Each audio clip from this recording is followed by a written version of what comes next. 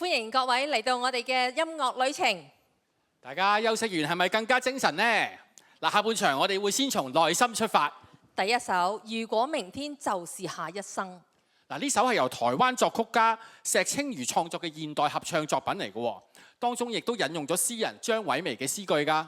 呢首歌邀請我哋反思，如果聽日就係下一世，今日你最想珍惜嘅係乜嘢呢？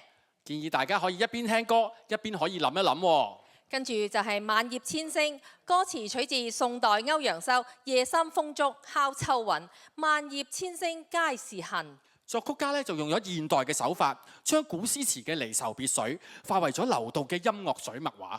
最後以青海民歌《牧羊姑娘》作結，描繪草原風光同牧羊女子嘅情感。請大家欣賞呢個充滿東方美學嘅樂章，掌聲唔該。